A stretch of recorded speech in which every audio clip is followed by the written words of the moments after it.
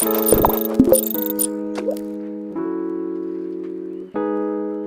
everyone, my name is Chi. Welcome to another episode of Lifestyle Talk with Coco Chi, where real people talk about real issues. On today's episode, our topic today is about career and business. And today we have a beautiful businesswoman, and her name is Bola. Please, Bola, welcome to our show. Thank you for having me. Good. Can you please tell us a little bit about yourself and what you do? And Okay. My name is Bola Abioye, and I am a project manager by day and an event planner as a part-time business. And I run both business concurrently. I've been a project manager for the past 15 years. wow. And I've worked in various industries in the private and public sector. I've worked in oil and gas, and I've also worked in the public sector as well. Wow. Thank you. You are a busy woman. I think I am. Wow. So how do you manage being a businesswoman and career as well, a high-profile job like this? For me, it's more on prioritization, although my social life, I must say, has suffered a lot because I've not had time to socialize with my friends, but I've tended to prioritize. So my 9 to 5 is my 9 to 5. Okay. Anything outside my 9 to 5, then I have to focus more on my business and kind of put more effort in my marketing and try to reach out to people to let them know what I do. Okay. Because majority of my business is mostly around word of mouth, recommendation from friends and family. Okay. Yeah, and for me, customer satisfaction for me is key. So I try as much as possible to prioritize what I think is important and do away with what I think is not important. Okay. So that brings me to my next question. What is your business? Oh my God. Okay. I run a boutique chic style event planning business. Okay. I plan weddings. I plan birthdays. I plan graduation parties from as little as your dog party to a wedding, Okay. large size, medium size, small size events. I plan that from scratch to finish, and I also coordinate the event for you on the day, which is two different services, but comes as a package. So do you do a divorce party? Because I'm looking for one. Actually, I would love to do one because I've not done a divorce party and I can't wait. And I'm actually looking to do, a homosexual party as well. Wow, A really? wedding. Yeah, I've not tried that. I like to go out of my comfort zone sometimes. So I'm looking forward to plan a divorce party. You can start with me. No worries. Let me know. I will do one for you. Because I really always wanted to do like a divorce party. Divorce parties can be fun. I know. Actually. I've been It can be divorced fun. like, I think about 5 years. I'm still thinking, I need to do a divorce party. Actually, we need So to have you're one, gonna- Coco. We need to have one. So I'll just get your wedding dress and get scissors and get the I girls. have- I don't No, think we'll I get the girl. No, we get the girls to tear up the wedding dress and it looks very tacky and we dip it in water. no, I don't That's the want my fun. divorce party to That's be the tacky. fun. No, But no, but no, that's no. going to be the fun. That's the fun of it because remember, as a divorce party, we're gonna get scissors and Tear the slice wedding- through the wedding gown I and just give a wanna piece drink to everybody. champagne. I just want to drink champagne. No, but it's something we Pour need to it all look. over me. But it's something we need to look into. It's an area I think I will venture into. When people Okay. divorce, I believe it's their decision. I think so. It's not in my place to ask why. I have a job to do. I have to deliver. Exactly. It's an event. So it's an event. So yeah, no matter a how you call it, it's still divorce an event. party, they're doing it now. A lot of people, be nice. it's not there. It's not like a wedding party No, like it's not. people talk No. about it. But people are doing divorce parties. It's more of a girls' drink up, really. I You look think at it so. as a girls' drink up, really. It's good to celebrate Yes. divorce. Yeah. Well, I don't know how you look at it, but I don't really want to condemn me for that. So what is like the price? The price, do people come to you and say, this is my budget? And do you like...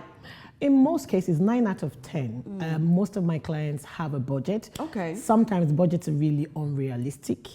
Okay. And sometimes they have a proper budget that I can work with. Okay. So whatever they come with, all I need to do is sit down and draw up a task plan.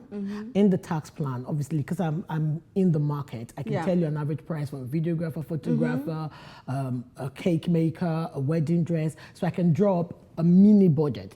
At least that would complement whatever budget that you have. And in most cases, when clients come with budgets that are not realistic, I get them to liaise with family and say, okay, you know what, speak to your family, let them take this off you. speak to your family, let them take X off you. Yeah. So that kind of helps in terms of what they need to spend. And I also help them to prioritize what is important. Okay. Because one of the questions I ask is, when you're getting married, what is important to you? Okay. Is it the videography? Is it the food? What is important to you? Yeah. So we need to identify that. Some brides, their makeup is important to them. Yeah. The look and feel, Of the course, ambience. yeah. Oh, yes. And you'd be surprised that some brides are like, I want all my family to come and eat and go. We love food. We love food. Everyone loves food. Yeah. Everyone loves food. So Yeah. I have to find out what is important to you. Yeah. What is that will make your wedding tick? So for me, the question is, what do you want to do? And I tell brides, I tell celebrants, the photography or videography is key, because people will go away. Yeah. But what you have left are the memories. And the only person that can bring out your memories is a good photographer and a good videographer. That's because so true. everyone will come and eat. They will mess up your decoration after the party because everyone's dancing. Yeah. But how are you going to see the effect of your event, your after event, effect, your memories? Is a good videographer and a good photographer. That actually sums up your day as a story. So, when you said ridiculous, people come with ridiculous, ideas, and then the budget is low. So, do you have any stories of an example of such thing when somebody bring £1 and they want to go to Dubai? I do have I do have a bride that ended up actually not planning her wedding for her, because she had a very, very unrealistic budget, and she wasn't ready to budge. And for me, I'm of the school of thought of what is doing well. Exactly. If I'm going to cut corners for you, there are some areas I'm not going to be able to cut corners for you. That's true. I expect you to get a good photographer. I expect you to get a very good caterer. Yeah. I expect you to dress up and look good. Oh, yes. I won't compromise on those three for you. I'm thinking that divorce party is I know, because I'm not going to compromise on that, because I say, who planned this wedding? Look at everywhere looks so tacky. Yeah. So there's some areas I'm not going to cut corners for you. If you're struggling, I can say, okay, reach out to family, reach out to friends, let them take over, this aspect of your wedding for you. Yeah. But what I'm not going to accept is you having a tacky event because you're on a low budget. There'll be low budget beautiful, and there's also low budget tacky. Exactly. So we have to differentiate the two. That's so true, because I know a lot of people, they have this dream wedding or maybe a birthday party, but the budget is just ridiculous.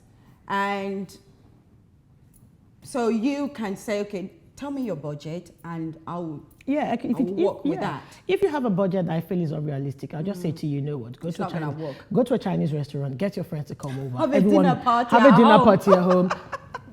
Get Uber Eats, get a couple of Chinese in a box. And then you have a party at home and then play music. You've done your birthday. But if you want to go all out, then you have to be in the position to have that budget. Because without the budget, it's going to be very unrealistic. You're gonna come into the venue and you're not like what you're gonna see. Okay. Yeah. Wow. So some of the events you've done. Yeah. Do you go away with people? Let's say they want to go abroad instead of staying in the UK. Can you take them somewhere? Yeah, I do a lot of destination parties. Okay. I do a lot of destination weddings. 80% out of the time, I get my vendors to come along with me. Okay. Some of my key vendors, like my photographers, like my caterers, I go with them. Okay. But there's some other areas I can't compromise on. So like the cake, I've never had a wedding where I had to ship the cake down from London. I'm hoping to get one. Is doable. Okay. But I could source for someone local to do that. So there are some areas I prefer a local person to manage. Yeah. There are also some aspect of the event. Price as well. It brings the price down because I come to realize that destination weddings and parties are actually more expensive. I think so. Yeah, because you have to fly everybody out. Yes, you have to fly everybody out. So I have to cut corners at some point. So if I'm cutting corners, I will not compromise on some certain elements. Yeah. Because what I don't want is cut corners on an aspect of my event and I'm not feeling the vibes as a planner, because when I plan an event, I want to feel the vibes. So when the celebrant is feeling high, I'm actually on that level as well. So that for me, that's the satisfaction I get. Okay. So when I plan your party, I say, oh, Bola, thank you so much. It's a beautiful party. For me, that's something else. It's not really the money you pay, really. True. It's the effect, the way I make you feel after your party. That, for me, that sums it up. So it seems like you're very busy. So how do you manage being, a career woman and running a business at the side? How do you kind of manage both? Well, like I mentioned earlier, my social life is zero. Okay. My social life has suffered. And, well, sorry to my friends, but really, that's the truth. My social life has suffered. Yeah. However, in terms of childcare, I have a child in boarding house, so which covers Kind that of up. makes it, yeah. My 6-year-old, I have a live-in nanny. Okay. Yeah, and I try to make sure that every Friday I'm at home with my son. So I take him to Nando's, I take him out. I do the sports runs for Friday. So at least one day a week I'm available. And in terms of my work, I try to work from home on a Friday. So I'm in the office 9 to 5, Monday to Thursday. So you're actually, Friday. even though your social life is suffering or at the back corner, you're actually like an organized woman. I won't call myself that because I feel I'm very disorganized. And I don't think so. I can tell you that. Now you're wow. She's I can tell you that. I can tell you that for a fact. I'm not an organized person per se when it comes to the home front. You are doing a high-profile job. I have and all to. That, yeah, I know, but I have to do a bit of sacrifice because on Friday I'm actually exhausted mentally. Yeah. But I don't have a choice. I have to stand up because I promised to pick him up from school. Okay. I promised to take my son to the cinema. Nice to see mommy. Yeah. So mommy time is always on a Friday. Okay. My weekends out of the window. Sunday is that I'm sleeping or I'm out on a client visit. Right. So it's a bit. There's a lot of juggling going around, but I'm getting there really. It looks like you're getting there. It's getting better. It's not worse. So, like, if anybody, like any woman, because you're a woman, you're like an example, you know, and actually an inspirational lady, you know, handling, juggling motherhood, wife, you know, business career, and what is the, you know, advice or tip you could give to anybody that wants to start doing, like having a business at the side while still, you know, going on with a high-profile job thing? Well, for me, anybody that wants to start a business alongside 9 to 5 just has to get up and do it. Yeah. Procrastination is really one of the areas that has held me down for a long time. I also have started my event planning business a long time ago, but I keep on procrastinating. So when am I going to do it? But the day I took that decision that, you know what, I'll do it. Even if not looking back. Even if I'm going to do it for free, I don't mind, but I'm going to start something. I think being consistent is one of the key elements. Being able to prioritize. Yes. And also bear in mind that some areas of your life are going to suffer. Yeah, that has to be. So you have to compromise on that. That is going to happen. It could be your social life. If you enjoy traveling, then your traveling is going to be half into 3. If you enjoy getting your hair done and stuff like that, you have to reprioritize. I don't think I've been into the salon for the past 3 years. I have not been to the salon. You look good. I don't have the time to. I would love to. But one thing I don't compromise on is my nails. I get my nails done. No matter how you got your self-care going no matter how busy I am, my nails have to be on point. Because for me, I create that time. I could be the last person in the shop on a Friday. Because you at the same time you're selling your business, so you got to look the part. Well, looking good actually. Yeah, you got business. to look the part. I think in that area, if you want to do a business, you just have to get up and do it. You have to be consistent. You have to be persistent. You have to be a very good negotiator. You have to be able to compromise. You have to be able to meet people in the middle. And you have to also accept that there's some situations you can't help. You have to walk away from it. It's not seen as a loss, but it's also seen as, you know, you being confident and sure of what you want. Yeah. Okay, so we've talked about time management, prioritizing your life, business, you know, holding a high profile job. What is the thing you love about, you know, your career and doing business? What is the one thing that you said, wow, I love this? For me, I think it's networking. Okay. In my 9 to 5 grind, I manage large projects. Yeah. But the difference between the large projects and event planning is the large projects, there are no emotions attached to it. Okay. If we are working at a loss, we'll say it out, we're working at a loss. Okay. We go back to the drawing board. But for weddings, there's nothing like you're working at a loss. The wedding is a project. It's a project that you have to deliver. Okay. There's no compromise. There's nothing like this wedding will not go ahead or this wedding. It has to. It has emotion attached to it because there's a lot of people depending on you. The bride is depending on you, the groom, the family, the friends. Everyone is actually, you are that fountain of knowledge for the day. Okay. So on that day, you have to be visible. You have to be everywhere. You have to take control. You have to own the day.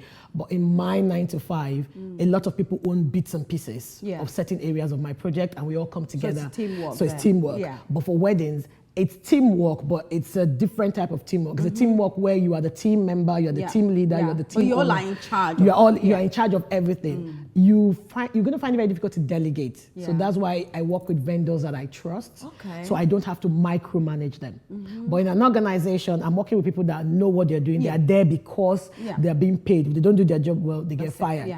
But for a wedding or a party, there's no case of if you don't get your job. It's either you get sued or you have a bad reputation, or you don't get paid and all that. So there's a difference. It's the same, but there's a difference between the two. Okay. Yeah.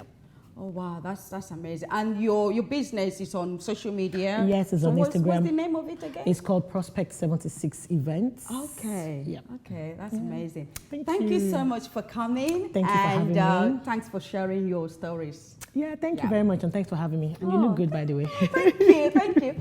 So, viewers, you've heard it from Bola, and she shared, being a high-profile woman, having a good job, and running a business at the same time.